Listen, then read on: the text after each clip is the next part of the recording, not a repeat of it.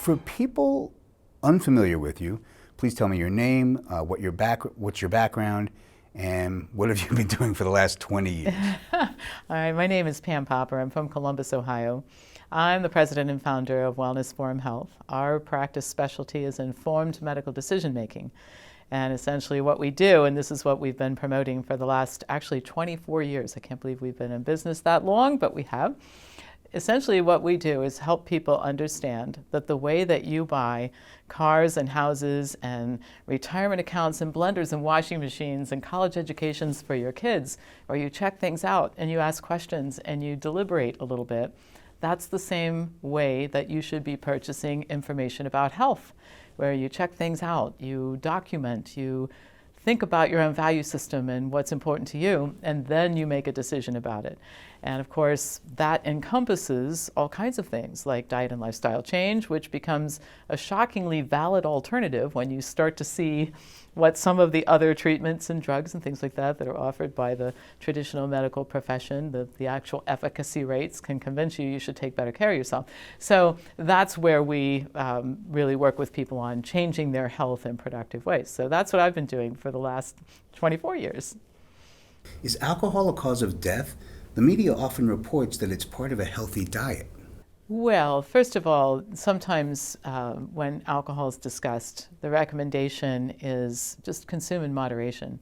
You hear that a lot about a lot of things, by the way. Eat dessert in moderation. You should do everything in moderation and then you're okay. Well, here's the problem, first of all, with moderation as a term when we apply it to food and beverages like alcohol. Nobody knows what it means. And actually a very good research study was done on this topic, and the researchers concluded and reported that the definition of moderation is how much of something people really like that they want to have right now.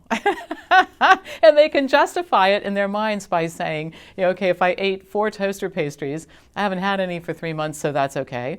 And if I have 11 drinks, well, that makes up for the 3 months before that I didn't have any.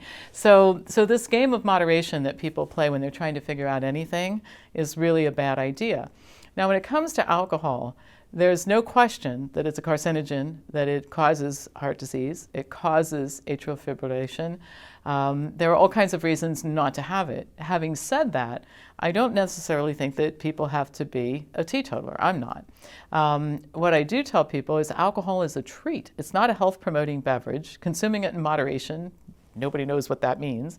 So we have a category in our food scheme, our food pyramid, at the top called treats, and this is special occasions and birthdays and that sort of thing. And I really don't think that if you had 6 or 8 or 10 cocktails during the course of a year, you're going to end up hurting yourself. But our problem in our society is that because it has been promoted, particularly wine, as a health-promoting beverage, people are drinking alcohol every day thinking that it's contributing to their good health, and it's not. One other thing I'll mention, and I don't know how many people know about this, but it's significant in terms of the perception of alcohol, and that is that, well, actually 2 things I'll mention. The first one is that the National Institutes of Health actually had put together a program where the alcohol producers were going to fund a $100 million study that was guaranteed in advance to show that drinking every day was health promoting. And they had collected, the NIH had collected about $65 million of the money.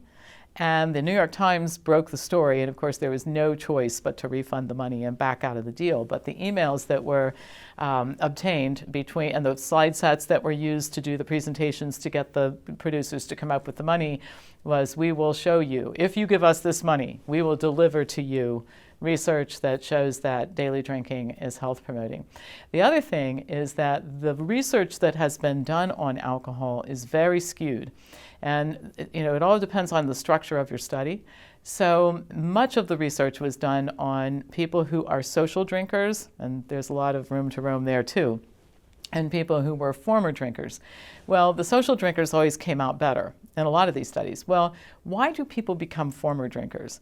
Well, they become former drinkers because they have an alcohol problem, because they have liver or pancreatic cancer, because something serious happened to them. They had a heart attack.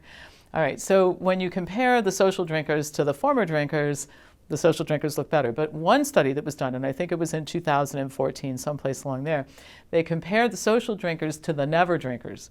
all benefit disappeared, except for women my age who had less than 2 drinks a month. They had a tiny, hard to find, statistically significant benefit from drinking. But the research has been quite skewed. The alcohol industry has done a very good job of making sure that its representatives are part of state, local, federal, and world health organizations and committees that determine what people should eat and drink. And I think they're almost smarter than the tobacco producers from that standpoint in terms of really getting themselves in the middle of the policy making so that their story about the health promoting benefits of alcohol, however false it might be, continues to be perpetuated.